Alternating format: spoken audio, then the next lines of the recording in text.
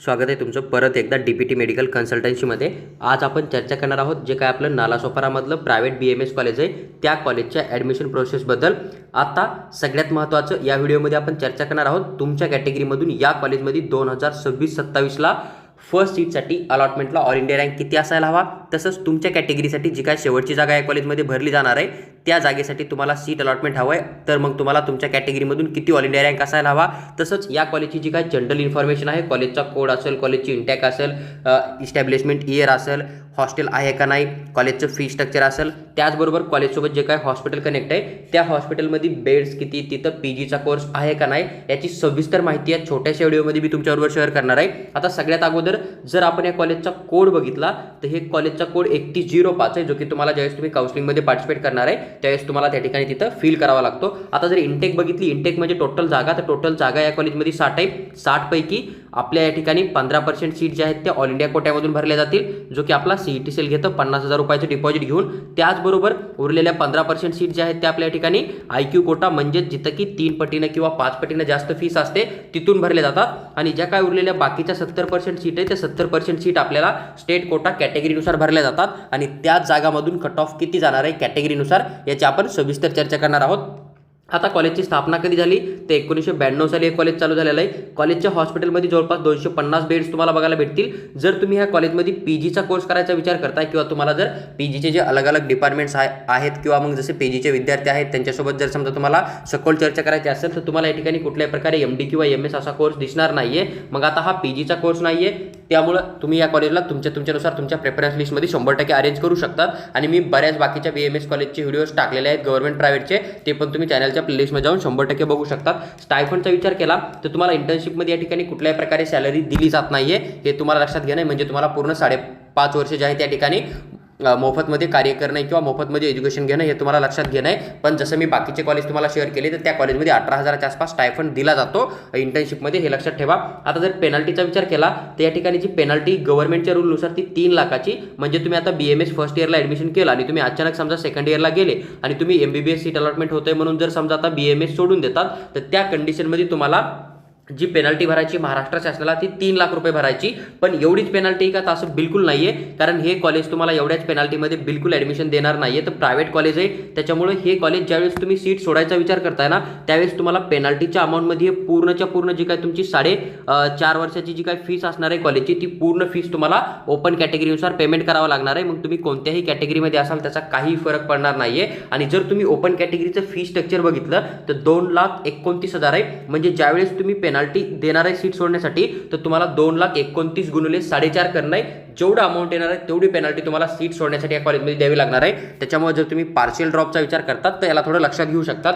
नंतर तुम्हाला या कॉलेजमध्ये डिपॉझिट द्यावं लागणार आहे, कुठल्याही प्रकारे डिपॉझिट कॉलेज घेत नाहीये। म्हणजे जर तुम्हाला कॅटेगरीमधून सीट अलॉटमेंट झालं समजा तर तुम्हाला तुमच्या कॅटेगरीनुसार फीस देणं आहे, बाकी कुठल्याही प्रकारे या ठिकाणी डिपॉझिट वगैरे पेमेंट करायची गरज नाहीये। हॉस्टेल फीसचा जर विचार केला आपण तर 40,000 रुपये एका वर्षाची हॉस्टेल फीस आहे, पण हॉस्टेल जे आहे ते ऑप्शनलमध्ये, म्हणजे तुम्ही जॉईन करू शकतात। जर तुम्हाला हॉस्टेलवर राहणार नाही तर तुम्ही नाही राहिलात तरी कुठल्याही प्रकारे फरक पडणार नाहीये। आता जर आपण एक्सपेक्टेड कट ऑफचा विचार केला तर मी तुम्हाला तुमची कॅटेगरी शेअर करेन, कॅटेगरीमधून फर्स्ट सीटसाठी अलॉटमेंटला ऑल इंडिया रँक किती हवा, लास्ट सीटला ऑल इंडिया रँक किती हवा आणि लास्ट इयर म्हणजे 2025 मध्ये तुमच्या कॅटेगरीमधून किती नीट्स करू या ठिकाणी सीट अलॉटमेंट झालं त्याची माहिती शेअर करणार आहे। बऱ्याच मुलांच्या मनात डाऊट असेल की सर थंबनेलो फक्त ST कॅटेगरीचा कट ऑफ मेन्शन करतात, तर असं बिलकुल नाहीये। दरवर्षी ज्या कॅटेगरीमधून सगळ्यात कमी कट ऑफ गेलाय त्या कॅटेगरीचा कट ऑफ मी थंबनेलो मेन्शन करतोय आणि या व्हिडिओमध्ये तुम्हाला प्रूफ भेटेल की ST कॅटेगरीचा सगळ्यात कमी कट ऑफ जात नाहीये। तर ज्या कॅटेगरीमधून सगळ्यात जास्त लोकसंख्या अशा कॅटेगरीचा कट ऑफ पण एखाद्या कॉलेजमध्ये जो आहे तो सगळ्यात कमी जाऊ शकतो, ते डिपेंड करतं की त्या कॅटेगरीमधले मुलं त्या वर्षी काउन्सिलिंग प्रोसेसमध्ये कशा प्रकारे प्लॅन करून काउन्सिलिंगला फॉलो करतात। आता सगळ्यात अगोदर जर आपण SC कॅटेगरीचा विचार केला तर 2,42,288 फर्स्ट सीटसाठी आणि 2,48,757 लास्ट सीटसाठी नीट स्कोर तुम्ही या ठिकाणी स्क्रीनवर चेक करू शकता, जो की सध्या व्हॅलिड नाहीये, पण तुम्हाला 2025चा डाटा हवा होता म्हणून मी तो तुमच्याबरोबर शेअर करत आहे। ST कॅटेगरी 4,48,314 फर्स्ट आणि 4,59,183 लास्ट। फीचे कॅटेगरी 1,79,623 फर्स्ट, 1,79,623 लास्ट. आता बघा इथे NTB कॅटेगरीचा मी 0 मेन्शन केलं आहे. म्हणजे आता जसं तुम्ही बघितलं 15% सीट तिथून ऑल इंडिया कोट्यात चालल्या, 15% सीट ज्या आहेत त्या IQNRI कोट्यामधून चालल्या. उरल्या किती खाली 70 पैकी फक्त 40 जागा उरल्या. मग त्या 40 जागांमधून जी NTB कॅटेगरी होती किंवा NTD कॅटेगरी होती ना, तर ह्या कॅटेगरीसाठी सीट मॅट्रिक्समध्ये सीटच नव्हत्या आणि यांच्याकडे सीट नव्हत्या म्हणून या कॅटेगरीमधून तुम्हाला कुठल्याही प्रकारे या कॉलेजचा कट ऑफ दिसणार नाहीये. जर तुम्ही याच कॉलेजला या कॅटेगरीमधून फॉलो करतात तर जो जनरल कॅटेगरीचा कट ऑफ असेल तो कट ऑफ तुम्हाला या ठिकाणी एक्सपेक्टेड घेऊन चालणं, ही गोष्ट लक्षात ठेवा. आता जर आपण NTCचा विचार केला तर NTC मधून 4,46,769 फर्स्ट आणि 4,46,769 लास्ट होता. म्हणजे या पण कॅटेगरीची एकच सीट होती जी की अलॉटमेंट झाली, त्या मुलांना ॲडमिशन केलं. मग फर्स्ट कट ऑफ बी तोच जाणार आहे, लास्ट कट ऑफ बी तोच जाणार आहे. मग हे सीट अलॉटमेंट फर्स्ट राऊंडचं पण असू शकतं किंवा या मुलांना रिटेन्शन फॉर्म थर्ड राऊंडला पण भरलेला असू शकतो. म्हणजे फर्स्ट राऊंडचा पण हाच कट ऑफ आहे आणि थर्ड राऊंडचा पण हाच कट ऑफ आहे, किंवा या मुलाला या कॅटेगरीमधून डायरेक्ट 5th किंवा 6th राऊंडला अलॉटमेंट झाला असेल तर 5व्या किंवा 6व्या राऊंडचा पण हाच कट ऑफ असणार आहे, फर्स्ट सीटचा पण आणि लास्ट सीटचा पण. हे तुम्हाला लक्षात ठेवणं आहे. नीट स्कोर तुम्ही या ठिकाणी कन्सिडर करू शकता. 299 मार्कावर सीट अलॉटमेंट झाला आहे NTC कॅटेगरीमधून. आता OBC कॅटेगरीचा विचार केला तर 1,66,586 फर्स्ट, 2,17,166 लास्ट आणि 396 मार्कापर्यंत OBC मधून सीट अलॉटमेंट झालं आहे.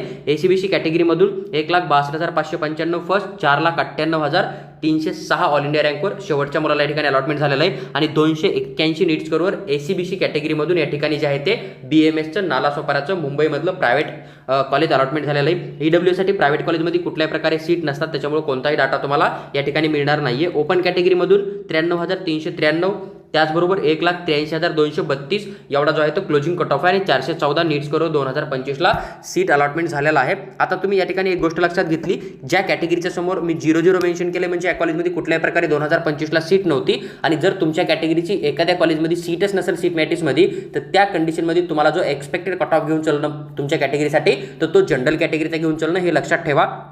तर हा एक इम्पॉर्टंट व्हिडिओ होता जो की मी तुमच्याबरोबर शेअर केला आहे. यानंतर जर तुम्ही 3 पटीनं किंवा 4 पटीनं जास्त फीस देऊन ॲडमिशन करायचा विचार करता IQQ NRI कोट्यामधून तर तुम्हाला 6,44,930 पर्यंत अलॉटमेंट होऊ शकतं. 238 मार्कावर या ठिकाणी सीट अलॉटमेंट झालेला आहे. यावर्षी तुम्ही क्वालिफाय असाल तुमच्या कॅटेगरीमधून तर तुम्हाला 100% जे आहे ते IQ NRI कोट्यामधून या कॉलेजमध्ये BMSला सीट अलॉटमेंट होऊ शकतं. पण तेच की जर IQ मधून सीट अलॉटमेंट झालं तर 3 पटीनं जास्त फीस राहते, जर NRI मधून झालं तर 5 पटीनं जास्त फीस द्यावी लागते. हा एक इम्पॉर्टंट व्हिडिओ मी शेअर केलेला आहे. तुम्हाला आवडला असेल लाईक करा, चॅनलला सबस्क्राईब करून आमच्यासोबत जुळून राहा, जेणेकरून फ्युचरमध्ये जो बी डाटा मी शेअर करेन, ज्या बी कॉलेजची इन्फॉर्मेशन किंवा येणारी अपडेट मी शेअर करेल ती तुम्हाला वेळेत मिळत राहणार आहे. त्याचबरोबर जर तुम्हाला DPT मेडिकल कन्सल्टन्सी करून पेड काउन्सिलिंग किंवा पर्सनल गाईडची रिक्वायरमेंट असेल तर तुम्ही या व्हॉट्सअपवर मेसेज करू शकतात, किंवा मग तुम्हाला जर समजा फ्रीमध्ये मार्गदर्शन हवं असेल तर मी माझ्या इंस्टाग्रामची ID जी आहे ती डिस्क्रिप्शनमध्ये मेन्शन केलेली, तर त्या ठिकाणी तुम्ही जाऊ शकतात किंवा तुम्ही सोशल मीडियावर म्हणजे इंस्टाग्रामवर DPT मेडिकल कन्सल्टन्सी सर्च करू शकतात आणि तिथं तुम्ही मेसेज करू शकतात. मी तिथं तुम्हाला फ्रीमध्ये गायडन्स डेफिनेटली 100% प्रोव्हाइड करेल.